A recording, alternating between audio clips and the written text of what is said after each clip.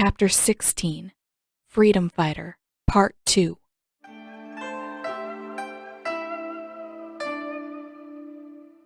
Fate had cheated Katara. She was fairly certain about that. The walk was nice. Talking to Jet was amazing. He was handsome and charming, and his stories were interesting, and he listened to her. They explored the network of rope bridges and wooden platforms woven through the treetops, close enough that their hands brushed together from time to time. Katara didn't even mind that it made her insides flutter and her face burn. In fact, she kind of enjoyed it. Yes, fate had definitely cheated Katara. That was the only explanation she could think of. There should have been boys like Jet in the Southern Water Tribe. Handsome and tall and charming, close to her age, and not her own brother. At dinner, she made sure to sit right next to Jet. Sokka wouldn't stop shooting looks at her, pulling faces and making gagging noises anytime Jet turned his attention her way. It boiled her blood a little, but she pretended not to notice. She was spending time with a very interesting boy with dreamy eyes and a dazzling smile.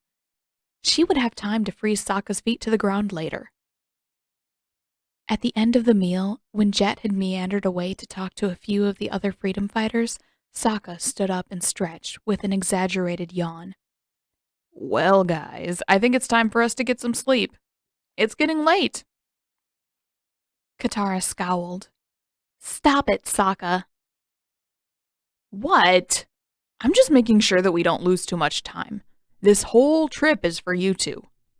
He sniffed, angling his chin upward. I'm just concerned about finding proper training for the Avatar. Katara crossed her arms and stared daggers at Sokka. It's not even sunset yet. We can stay up a little longer.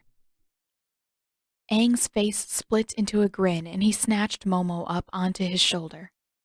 Sounds great. I'm gonna go play with the other kids. Bye! The words ran together in a rush, and he was gone almost before he finished. Sokka yelled after him, but if Aang heard, and he probably didn't, he didn't let it show. Katara smirked. Looks like you've been outvoted, Mr. Strategy. He scowled, but before he had a chance to respond, Jet sidled back over and perched beside Katara.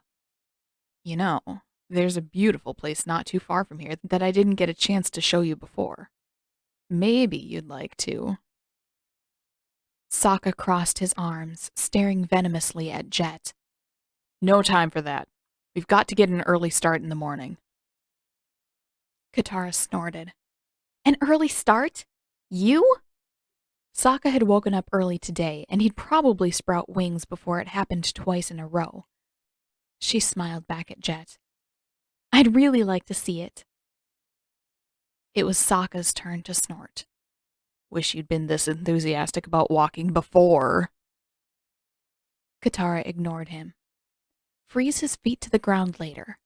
You'll have plenty of time to get even after this. Jet led her over the rope bridges again, past the storerooms and the work huts and a few of the other bunkhouses.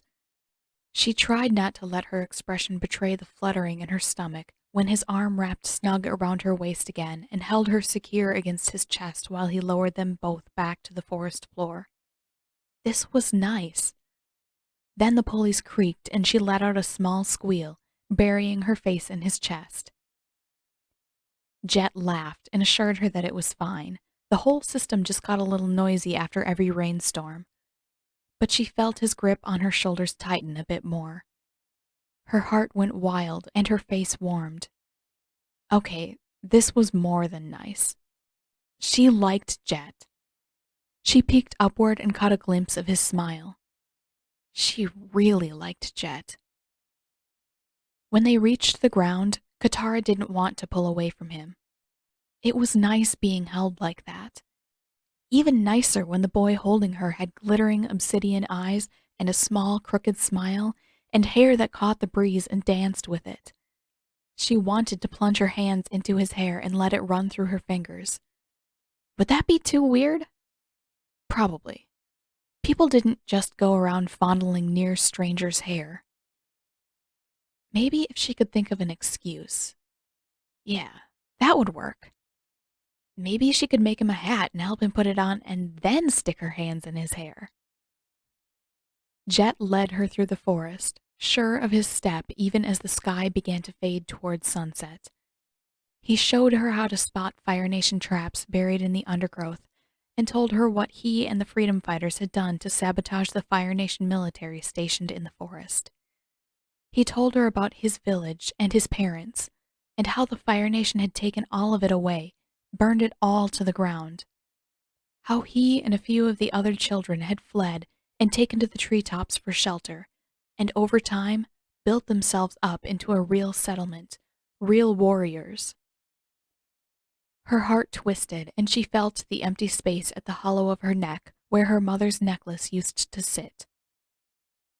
They stole so much from my tribe, too. The emptiness where the pendant should have been felt heavier than usual, and there was a painful tightness at the back of her throat. They took all our benders away, and they killed my mother.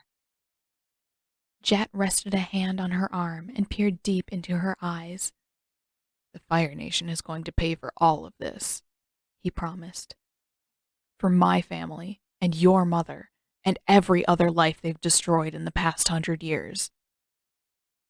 Something odd in his tone prickled the back of her neck, but before she had a chance to think about it, Jet led her out of the trees into the edge of a wide, glass-smooth reservoir. His hand settled on her back, steady and warm. Here we are. Katara's breath left in a rush, and she couldn't tell whether it was because of Jet's proximity or the way the setting sun reflected in the lake. Probably a little of both. It's beautiful. I knew you'd like it. Jet's voice dropped, and Katara felt him lean closer to her ear. It's so calm this time of night. It's even better when the moon is full. Her stomach fluttered again, and she looked back over her shoulder.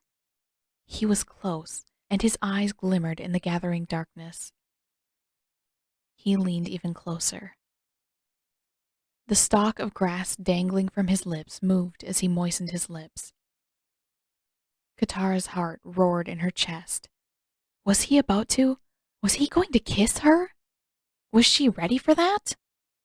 What was she even supposed to do when a boy kissed her? And then the stalk of grass poked her in the eye. Ow, ow, ow! Katara pulled back, cupping her hand around her eye. Shit. Jet spat out the stalk of grass and caught her wrists. You okay? Here, let me see. Yeah, I think so. She blinked a few times. Jet cupped her face and leaned down to study her. Are you sure? Katara nodded, her face heating. Her fingertips brushed the back of his hand. Good.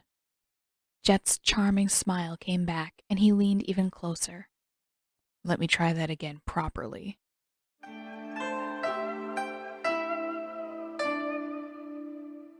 Zuko had won. He'd fought Zhao with everything he had, every drop of rage, every ounce of skill and strength. And it worked. Zuko had won. Prince Zuko! Uncle called after him, and Zuko could hear the old man puffing as he trotted to catch up. Zuko didn't look back. He couldn't. He couldn't stop. He couldn't slow down. His breath came too fast, too sharp, and everything sounded dull through the roar of his veins.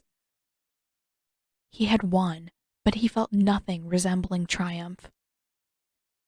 The ramp echoed with his footsteps as he descended back to his own ship. Though panic coursed through his veins and every impulse told him to run, Zuko fought to keep his stride as even, as unhurried as possible. He had to get away from Zhao as fast as he could, had to get back to the safety of his own ship. But he would not run. He had won the Agni Kai. He should have no reason to flee, but he couldn't seem to escape fast enough. Zuko pushed past G and the other waiting crewmen. How'd it go, Prince Zuko? G called after him. Zuko ignored the question. Set our course toward the Earth Kingdom coast, He bellowed back. Maybe if there was enough force behind the words, they wouldn't crack. It's nearly night, Prince Zuko, G said. We won't make much distance. Zuko barely paused. We've been anchored all day. We leave for the Earth Kingdom coast now. With that, he flung the door open and marched down the corridor, heart racing too fast, vision spinning at the edges. He flung the door to the sick bay open with even more force. Get out, he ordered the medic. Now! Out! The wiry old man dawdled until Zuko bellowed again, voice cracking at the edges. The medic scuttled out, and Zuko slammed the door after him. And locked it. Breathing hard, Zuko leaned back against the door and slid down to the floor. He'd won the Agni Kai. He had bested Zhao fair and square. He had won a decisive victory. He could have marked Zhao, could have left permanent proof of his defeat burned into the commander's skin. But Zuko hadn't. He couldn't burn another person. Even Zhao. Zhao didn't have so much restraint. Bracing himself, Zuko raised his left arm so he could finally see the place where Zhao's final, livid attack had landed. A fist-sized patch of skin just below his elbow was already swollen and red, blistering from the center outward. Zuko's stomach turned and he looked away. The fight had been over. Zuko had already won, but that wasn't enough for Zhao. And when Zuko's back was turned, when his defenses were down and he was too flooded with relief at the fight finally being over to notice the shadow approaching behind him, Zhao had struck. Uncle had done his best to block the attack, but the old man still stood at the sidelines of the arena, and he could only move so fast. Zhao's flames landed lower into the side of his intended target, but they found their mark in Zuko's flesh all the same. Zuko had turned, intent on retaliation, but the movement brought the pain to the surface, and suddenly Uncle's attempts to restrain him were unnecessary. The moment the sensation of the burn struck, Zuko wanted nothing more than to be anywhere else, anywhere Zhao couldn't follow.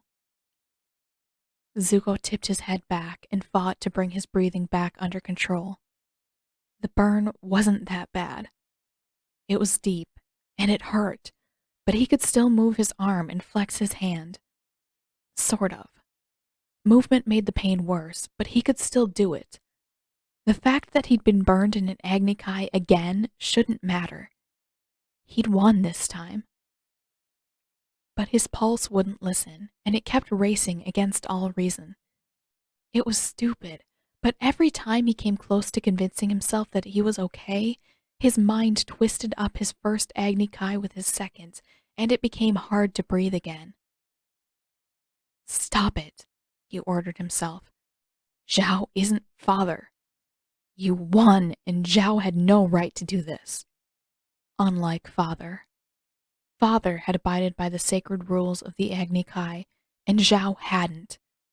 This one wasn't Zuko's fault.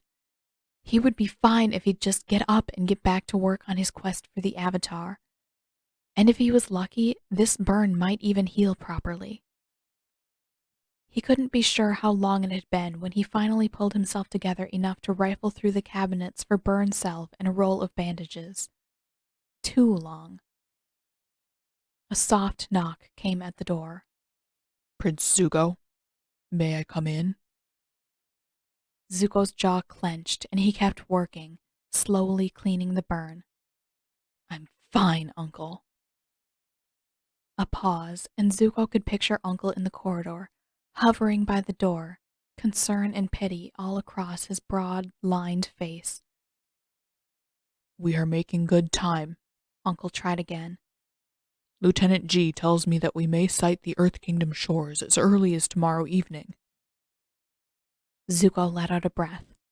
He'd heard the engines, but he'd been too occupied with the burn on his arm to feel when they began to move. Zhao isn't following us. No. One of his lieutenants informed me that they have orders to hold their position until further instructions arrive. A bit of the tension in his shoulders drained away, and Zuko sagged back into his seat.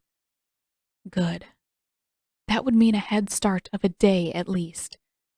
A day wouldn't make much difference on its own, but if Zhao's orders sent his fleet somewhere, anywhere away from the Avatar's trail, it would be enough.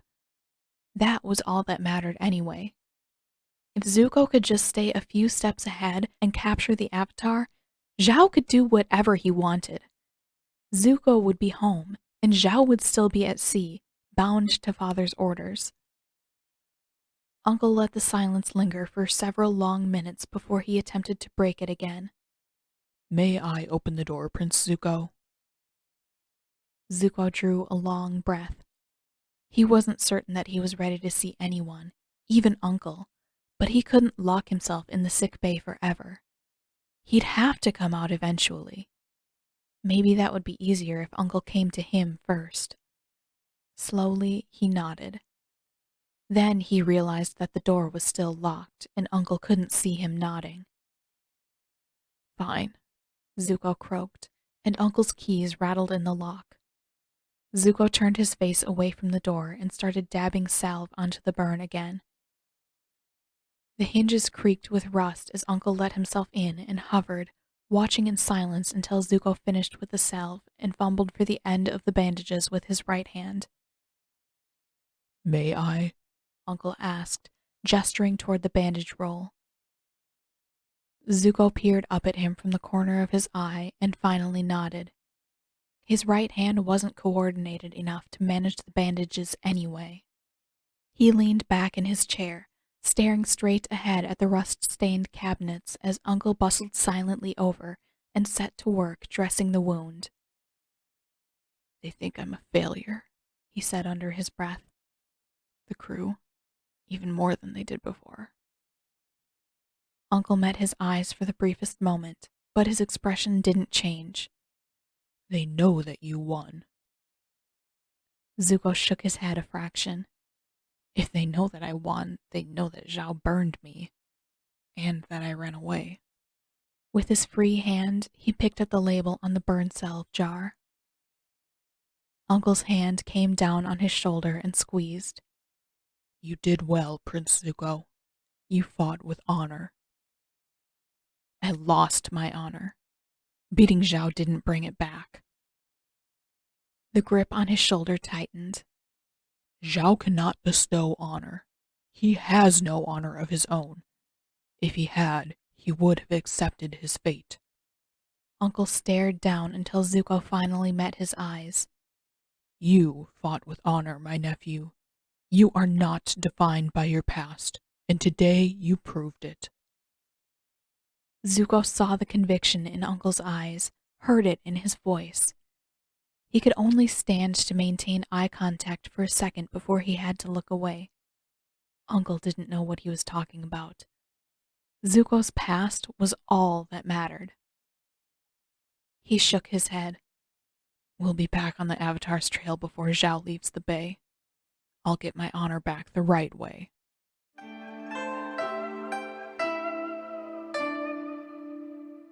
Sokka wasn't waiting up for Katara.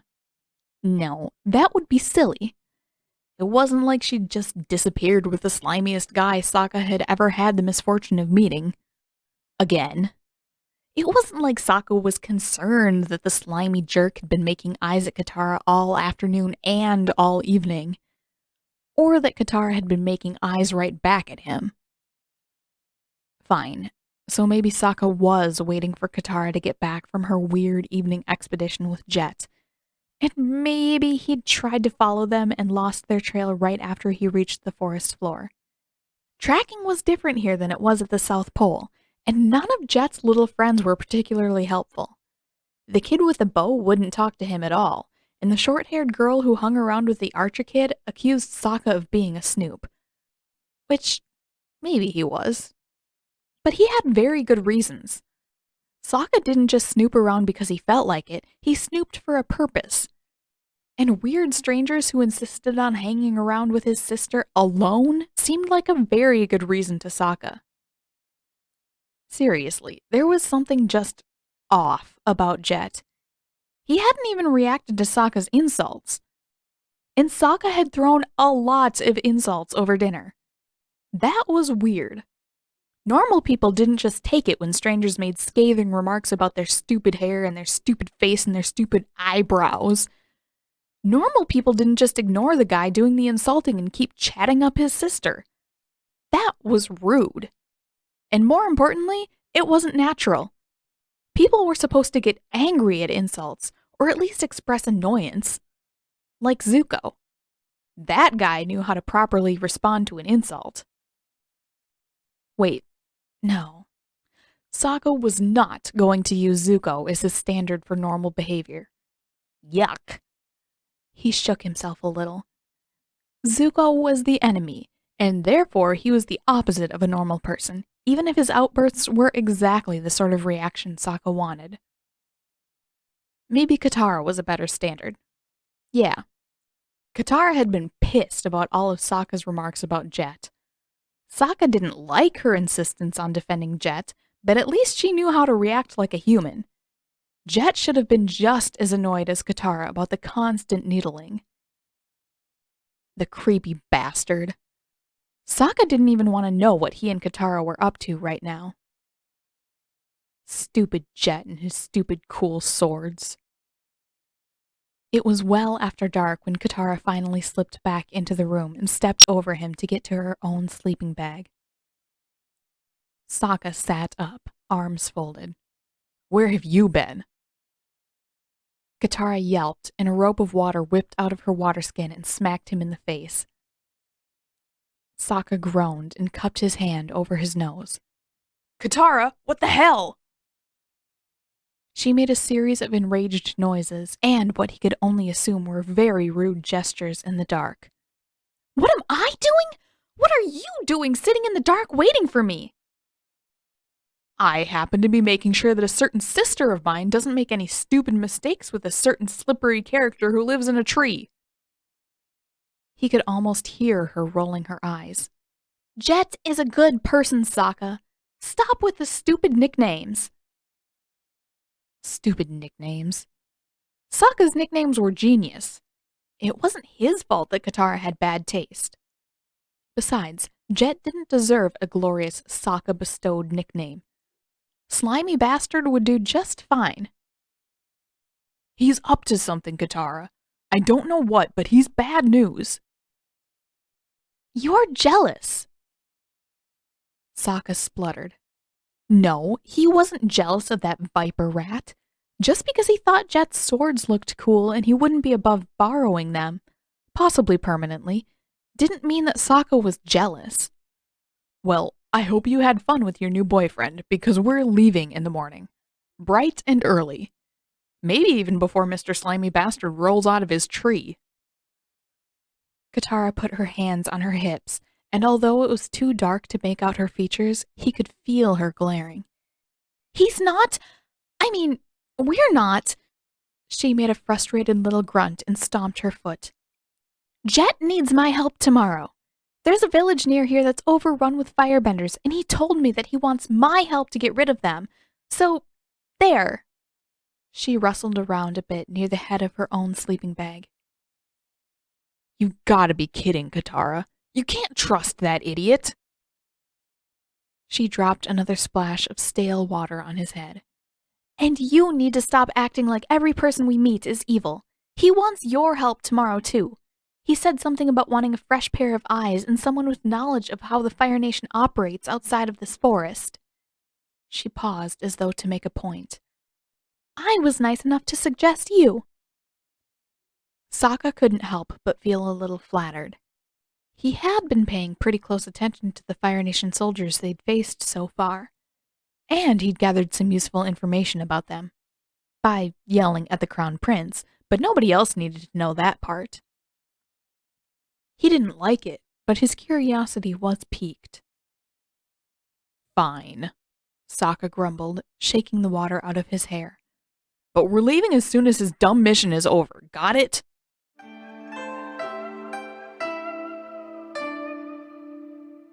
Katara didn't want to believe it. She couldn't believe it, except for the fact that Jet wasn't denying anything. He wasn't even trying to deny it. When Sokka accused him of one atrocity after another, Jet didn't so much as waver. He almost seemed proud. It made her feel sick. Sokka had acted fast enough, but it had been close. The harsh, sulfuric scent of the blasting jelly still clung to the insides of her nostrils, and her ears still rang from the explosion. Another minute, and the people would have been washed away with their village. Another minute, and Sokka would have been washed away with them. "Let him go!" she ordered, uncorking her water skin. Her eyes flicked toward the sky. Still no sign of Aang or Appa. The other freedom fighters were probably putting up enough resistance to slow him down. Jet turned back to her, his dark eyes cold. No, he ruined our plans, Katara. Her breath caught in her throat. Our? She lashed his hand with a rope of water and succeeded in knocking one of his swords loose. "Let my brother go now! I don't want any part in your plans, Jet!" Sokka squirmed, but the ropes that the big guy, Pipsqueak, had used to tie him to the tree held tight. Jet sneered and idly stooped to pick up his fallen sword. Don't you want revenge for what they did to your mother? Don't you want justice? Katara's throat tightened. She'd been wanting justice for 6 whole years, but this felt nothing like the justice she'd always longed for. Killing families isn't justice, Jet, Sokka said. What part of drowning kids and old people sounds like justice to you? They're the enemy. The whole Fire Nation is the enemy. Katara couldn't respond. Hearing Jet brought back all the images she'd tried so long to forget, of her mother's body and the man who stole her away. But this time, Jet had tried to turn things inside out. This time, she was one of the attackers.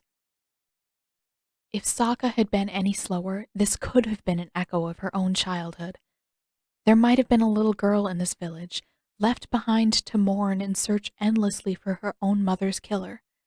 Just like Katara. They're civilians, Sokka fired back. Just like our mother was. Just like your family was.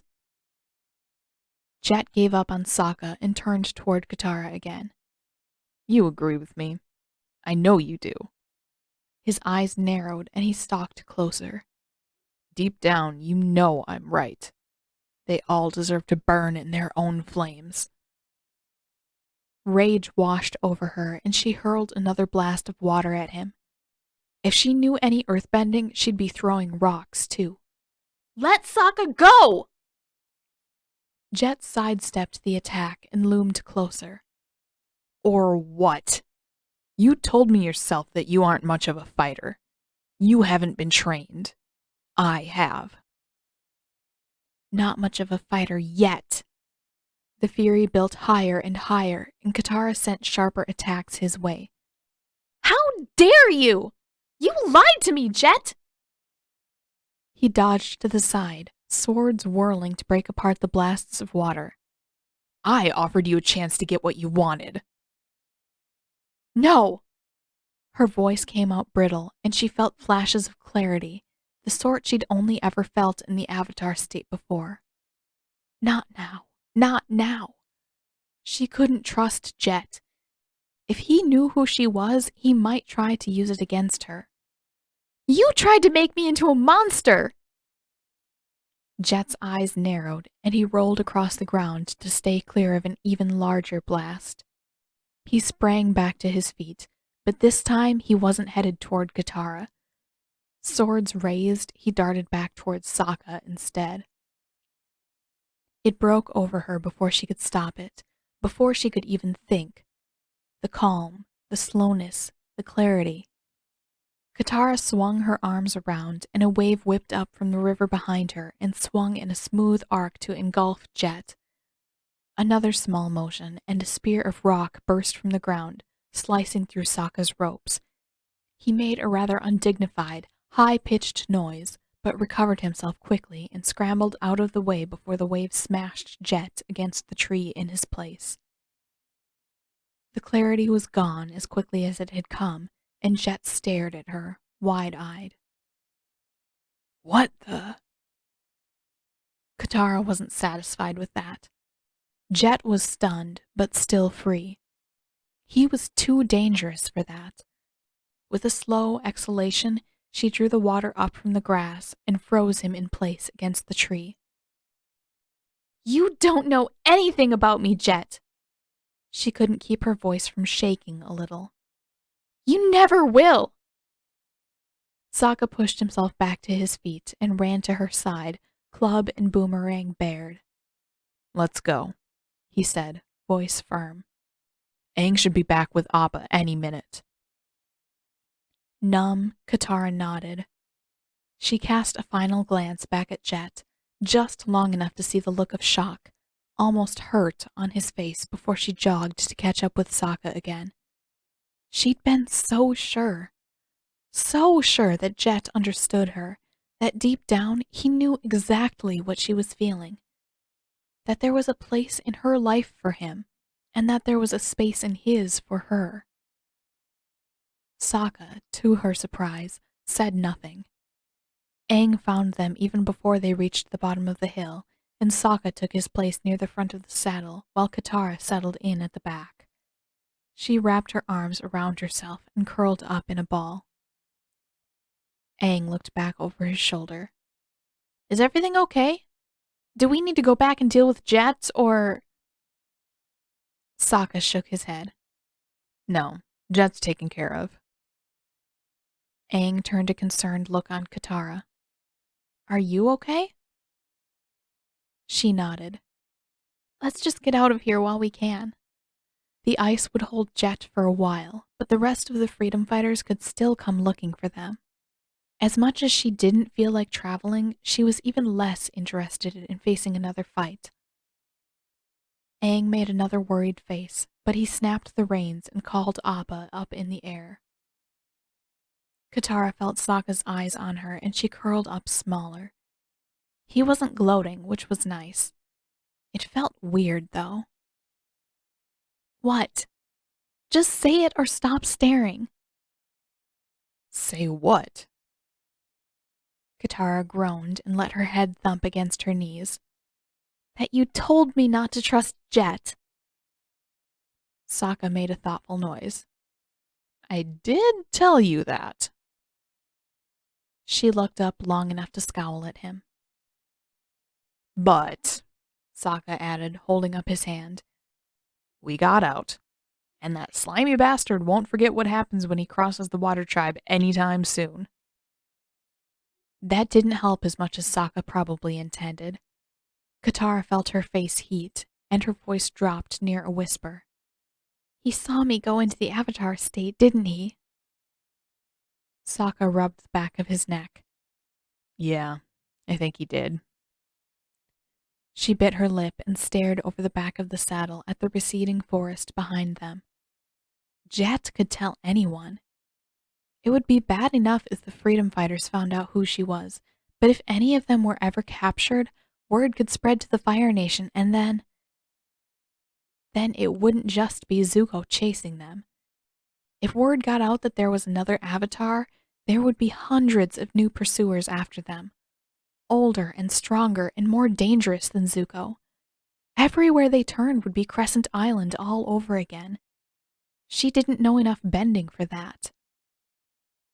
Well, Sokka offered, think of it this way. Maybe he doesn't know what he saw. And he did get his ass kicked pretty good. I bet nobody will believe a word he says if he tries to give it away. They'll think it's just an excuse. He put on his best imitation of a girl's voice. Oh, sure, Jet, you big, tough chunk of man. I'm positive that you could never lose a fight unless some weird glowing person attacked you and froze you to a tree. He shrugged. We'll probably be fine. What's he gonna do? Spread rumors to the flying squirrel foxes? Katara forced a small smile and turned to watch the forest growing ever smaller behind them.